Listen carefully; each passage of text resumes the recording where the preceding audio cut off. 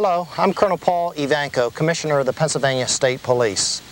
And on behalf of the more than 5,000 men and women of this department, I'd like to welcome everyone to this segment of Pennsylvania Cable Network. We selected this site to begin a tour and an overview of the Pennsylvania State Police because of what it means to us. This is our granite monument that stands as a silent sentinel on the hillside of Hershey and memorializes the 85 men and women who have been killed in the line of duty from 1906 until the present. Today's program will give a brief overview of the history of the department, where we've been, how we've come to be who we are, what our mission is. We'll talk a little bit about our training standards, our entry standards, and exactly the vastness of what this department is and what the more than 5,000 men and women of the Pennsylvania State Police do to protect the citizens of Pennsylvania. We'll begin our tour today where it begins for each and every Pennsylvania State Trooper, the Pennsylvania State Police Academy in Hershey.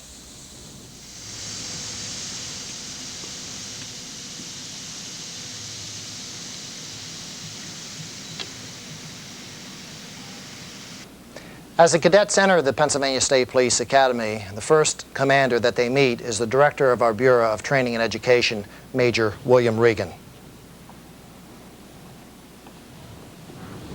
Morning, Colonel. Good morning.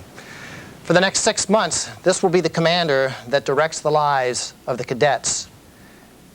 And we train not only in criminal law, in traffic law enforcement, preventative patrol, survival techniques, but we also train in what Plato called the 4 cardinal virtues of prudence, justice, fortitude, and temperance, and what the Christian heritage added as the natural virtues of faith, hope, and charity. These walnut plaques have been at this academy since it was built in 1958, and we've trained more than 6,500 troopers in these halls and classrooms, auditoriums. So we emphasize not only the basics of police work, we also emphasize in our course of instruction courses on ethics, values, principles, the history of the department, the heritage of the department, where we came from and why we exist, and that's to serve the citizens of this Commonwealth. And the underlying feature of all of these are the cardinal and the natural virtues of prudence, justice, fortitude, temperance, faith, hope, and charity. That's what this department stands for, and that's what we're all about. And from here we'll go to the gym, and we'll start with one of the phases of instruction that includes almost 200 hours of survival training of how to protect themselves and how to protect the citizens of Pennsylvania. A cadet spends 6 months of intensive training at the State Police Academy, and we cover all aspects of training during those 6 months, from criminal law enforcement, traffic enforcement, to survival techniques, physical conditioning. Today's class is the 99th Pennsylvania State Police class. There are 82 men and women. This is one phase of the training where they are taught proper handcuffing techniques, how to defend themselves, how to defend someone else that is in danger. We spend almost 200 hours in just physical survival techniques. This is an example of handcuffing techniques that are taught to our troopers. It's critically important for their survival, their safety, and the safety of the people that we serve and protect.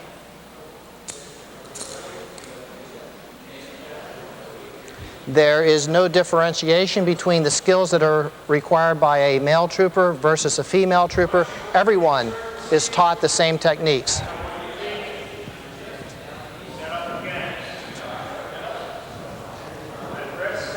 In the course of the survival training, we stress very significantly the continuum of force, that you cannot simply escalate to the use of a firearm, but you begin with physical techniques to defend yourself or another person, and escalate to the use of either an aspeton or a chemical agent before you can even begin to pull the pistol, unless the violence is escalated to a lethal force immediately.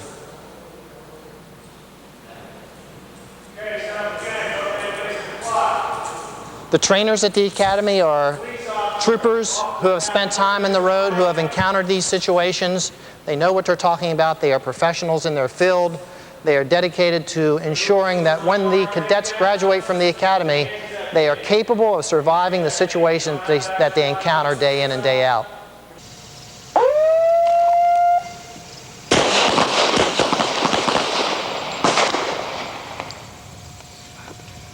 Holster and secure. After our cadets receive their training in ethical and legal justification of the use of deadly force, they are introduced to the sidearm issued to all Pennsylvania State troopers, a Beretta .40 caliber Smith & Wesson semi-automatic pistol. Captain Kurt Trait, the Academy Training Division commander, who is with us today, is responsible for ensuring that the cadets receive the training as required by department regulations. We're on a range right now. We spend nearly 90 hours of training in survival tactics by using the semi-automatic pistol, the Remington 870 shotgun, as well as familiarization with a 30-06 rifle. What we'll begin to do today right now is an overview of a portion of the training.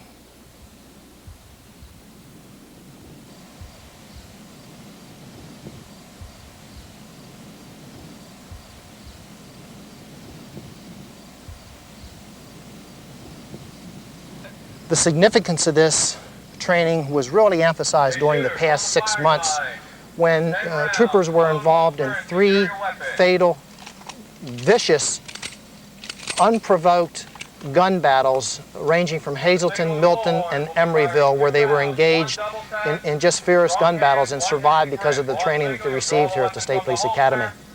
And fire 2 rounds, 1 double tap, strong hand, 2-handed grip. Eye ear protection in place. Is the firing line ready? The firing line is ready. On signal.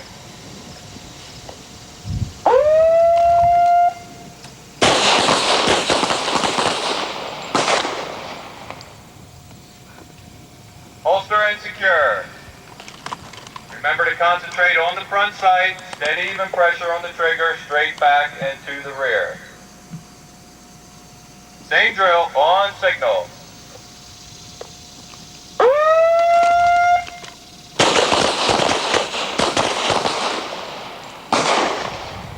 As you can see, the troopers are trained to Holster and secure. be able to immediately respond by pulling the weapon, gaining sight acquisition, and firing. The gun battles that I referred to just a couple minutes ago required almost immediate and instinctive response, and that's based on the training they receive here.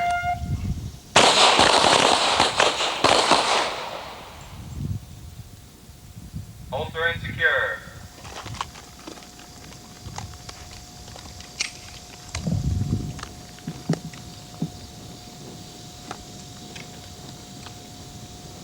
Ready? On signal.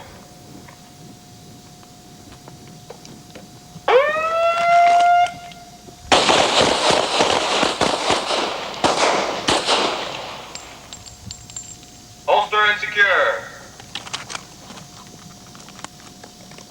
And you may have noticed there a slight malfunction because the gun's been shot so much, where the cadet had to do a jam clearing technique to enable the gun to function.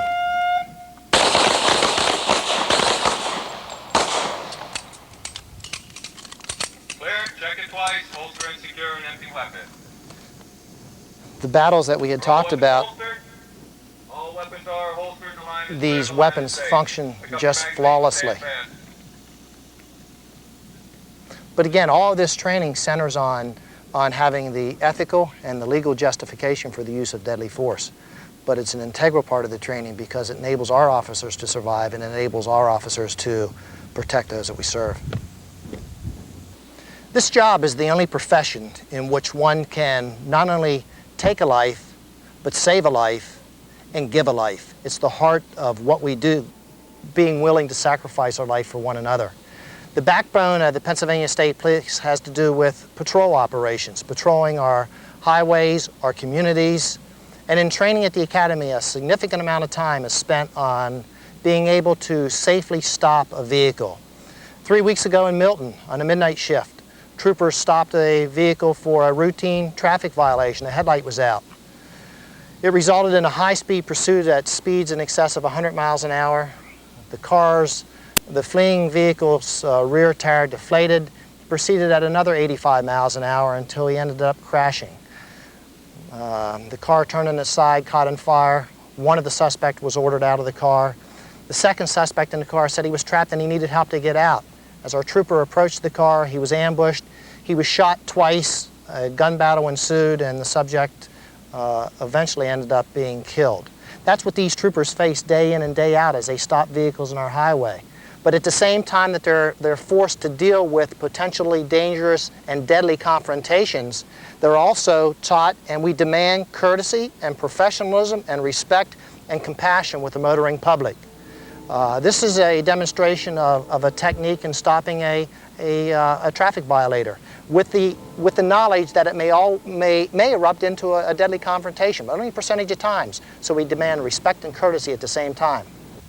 What you're about to see is a demonstration on how we train our troopers to safely stop a vehicle, whether it be for a routine traffic stop or a felony stop.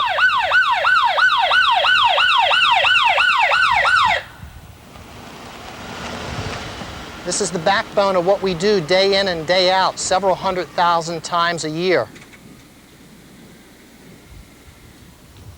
Many of our cars are equipped with mobile video recorders to document exactly what happens, what's said, and the actions of everyone involved. And it offers a great deal of protection to our troopers if in fact there is a fatal encounter or a deadly encounter. And it also offers evidence as to exactly what occurred.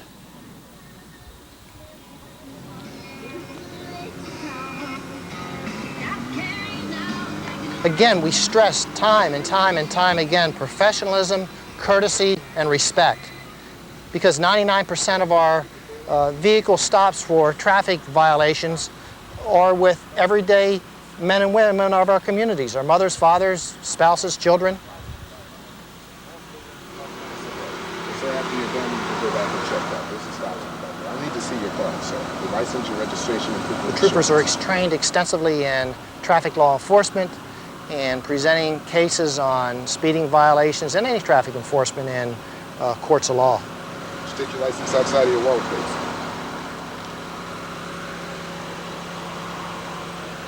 The exact procedure, if a citation is issued, is explained to the motorist.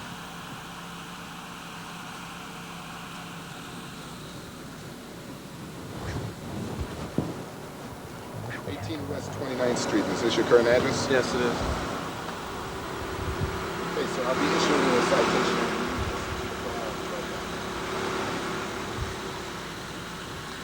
The troopers are trained to tell the motorist exactly why they're being stopped, what action is going to be taken, whether it is a traffic citation or a written warning, and the process to follow thereafter if in fact it is a citation. We also train our troopers to be very proactive in going beyond the traffic stop, because our highways are main thoroughfares for the trafficking in illegal substances, in guns.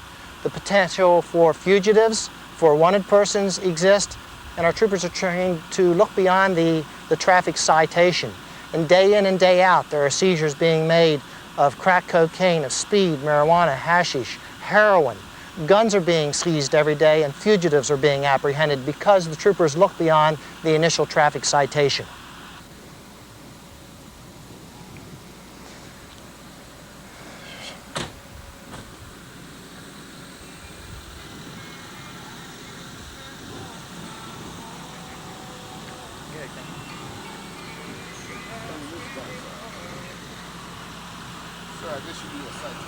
Here's where the trooper explains exactly the process for responding to a citation, what's expected of the motorist, whether he wants to appeal and have a hearing or whether he wants to pay the fine. The trooper explains exactly what has to go on here.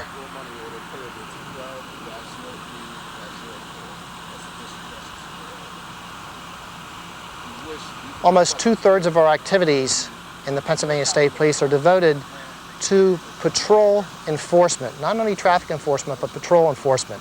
The backbone of that is dependable, reliable cars that can be used not only in day-to-day activities, but high-speed pursuits. As you can see, safety orientation as to how the trooper interacts with the motorist is of primary concern. When there's a second trooper involved, he's positioned at the rear of the vehicle in case a conflict were to develop, especially a conflict that might evolve into violence. But again, 99% of the people that we deal with are our spouses or children or friends. But again, the trooper has to be prepared to deal with those unusual circumstances that develop. In the past 6 months with those fatal shootouts were great examples.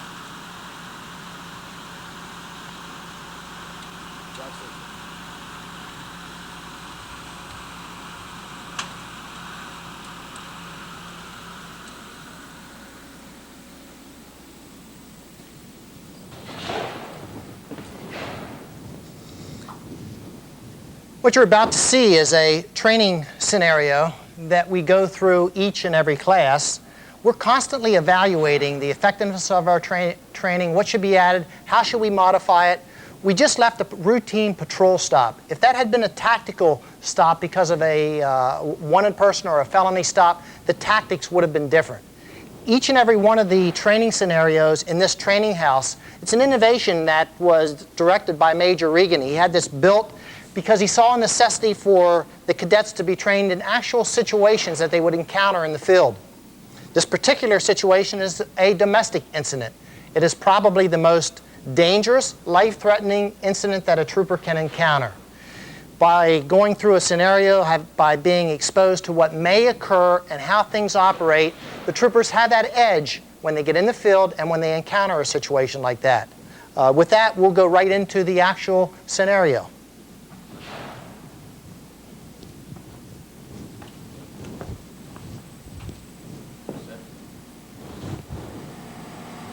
The hell's the matter with you? I just got home. I told you have his house cleaned up. Why is the food at? Why are you beating on me? Dad, I come home every day. I said I want the dinner made. I want this house picked up. What is wrong with you? You just start staying home every once in a while. That's not the point. Why is dinner not everything? I told you about this. You start going out with I'll knock your head off. No, I just... What?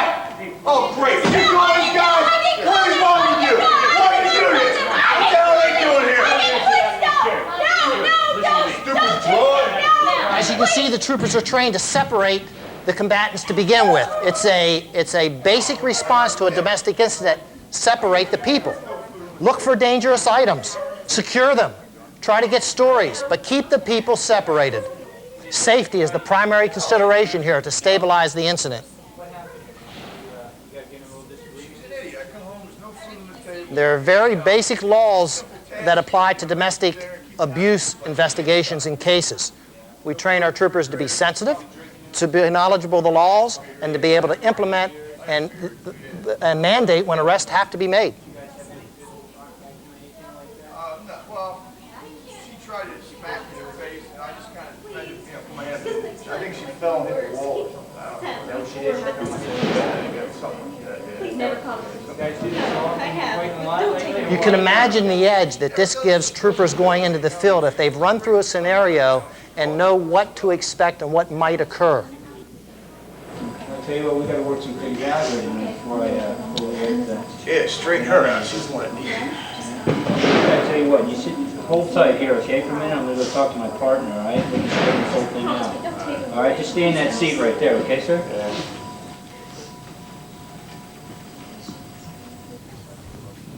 The troopers are now making a decision. What are the facts? What can we support? Is an arrest appropriate in this situation? Here, an arrest is obviously appropriate. You have physical evidence of an assault. You had an escalating argument as you went in.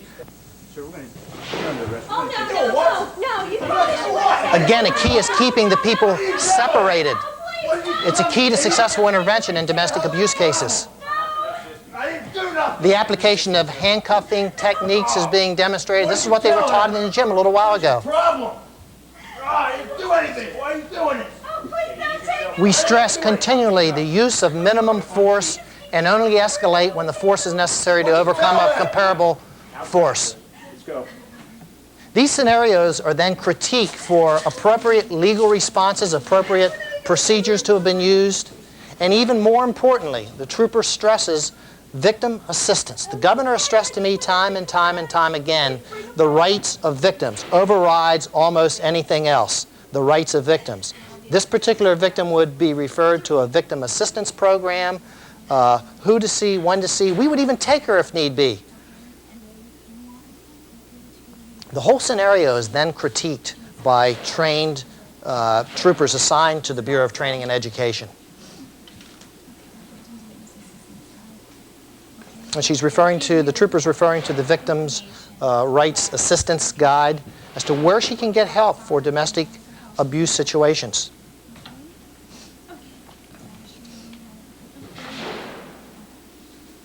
Victims' rights, and victims' rights are stressed. Nothing's more important to us.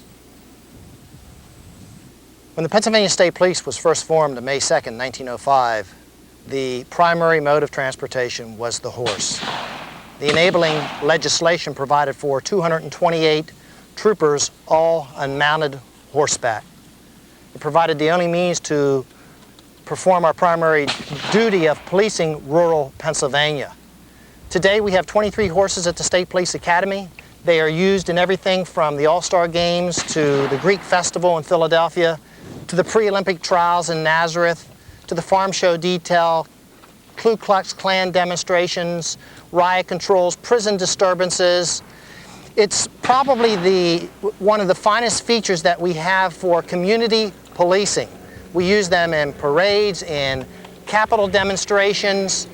We have troopers that come in 2 days a month from the field as part of our tactical mounted detail. The horses are trained to